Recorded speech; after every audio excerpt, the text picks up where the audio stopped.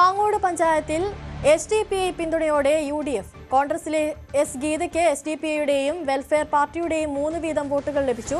SDPI പിന്തുണയിൽ കോൺഗ്രസിൽ 2 അഭിപ്രായമുള്ളതിനാൽ party പറഞ്ഞാൽ president സ്ഥാനം രാജിവെക്കുമെന്ന നിലപാടിലാണ് ഗീത. LDFും UDFും തുല്യത പാലിച്ച വെമ്പായം പഞ്ചായത്തിൽ UDF അംഗത്തിന്റെ വോട്ട് അസാധുവായതോടെ LDF ഭരണത്തിലേറി.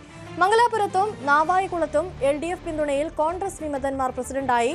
അഞ്ചുതെങ്ങ് പഞ്ചായത്തിൽ നറുക്കെടുപ്പിലൂടെ കോൺഗ്രസ് ഭരണം പിടിച്ചു. തിരുവനന്തപുരത്തെ 13ഓളം ഗ്രാമപഞ്ചായത്തുകളായിരുന്നു നിർണായകമായ തെരഞ്ഞെടുപ്പ് പ്രതീക്ഷിച്ചിരുന്നത്. കാരണം പല സ്ഥലങ്ങളിലും സമാസമമായിരുന്നു LDFും UDFും. ചില സ്ഥലങ്ങളിൽ സ്വതന്ത്രനും ഒപ്പം വിമതനും ഭീഷണി ഉയർത്തിയിരുന്നു. പക്ഷേ ഇതൊന്നും ബാധിക്കാത്ത ഒരു സാഹചര്യമായിരുന്നു ജില്ലാ പഞ്ചായത്തിലേത്. ജില്ലാ പഞ്ചായത്തിൽ 13 സീറ്റുകൾ UDFിനും 15 സീറ്റ് LDFിനുമായിരുന്നു.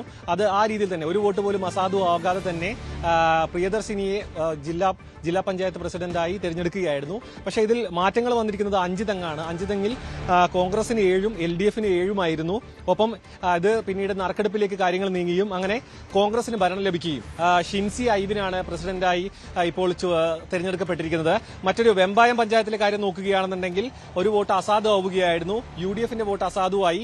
LDFിന്റെ അമിത ബാബു ഇപ്പോൾ പ്രസിഡന്റായി ചുമതലയേൽക്കും. ചെമ്മരുതിയിൽ UDFിനാണ് ഭരണം നേടിയിരിക്കുന്നത് BSPയുടെ വോട്ടിലൂടെ. BSPയുടെ അനിത UDFിന് വോട്ട് ചെയ്തു. അത്തരത്തിൽ UDFിന്റെ രാരീഷ് അവിടെ പ്രസിഡന്റ് ആകും.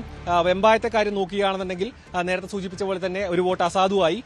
പിന്നീട് നോക്കുകയാണെങ്കിൽ പാങ്ങോടാണ്. പാങ്ങോട് ഇപ്പോൾ വലിയൊരു വിവാദത്തിലേക്ക് കാര്യങ്ങൾ കടക്കും. കാരണം SDPIയുടെ വോട്ടിൽ UDF അവിടെ വിജയിച്ചു.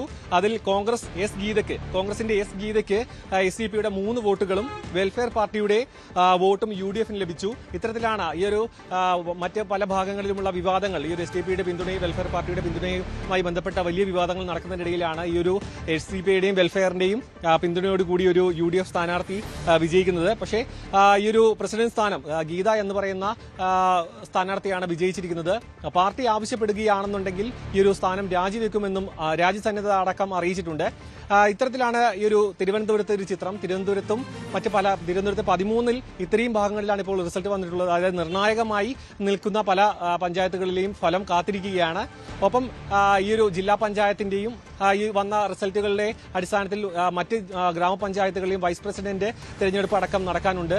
ഇത്തരത്തിൽ നോക്കുകയാണെന്നുണ്ടെങ്കിൽ ഇനി 2:30 നടക്കുന്ന ജില്ലാ പഞ്ചായത്ത് വൈസ് പ്രസിഡന്റ് ഇലക്ഷൻ കൂടി കഴിയുകയാണെന്നുണ്ടെങ്കിൽ തിരുവനന്തപുരത്തെ ജില്ലാ പഞ്ചായത്ത് ഇലക്ഷൻ പൂർത്തിയാകും.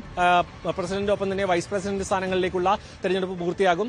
മറ്റ് ഫലങ്ങളും ആകാംക്ഷയോടെ പല ജില്ലകളിലെ സാഹചര്യവും ഇതേപോലെ തന്നെ പലതും നറുക്കെടുപ്പിലേക്കും മറ്റും കടന്നിരിക്കുന്ന ഒരു സാഹചര്യമാണ്. തിരുവനന്തപുരത്തു നിന്നും ക്യാമറമാൻ ബിബിനോടൊപ്പം സാരംഗ് സുധാകരൻ, News 18.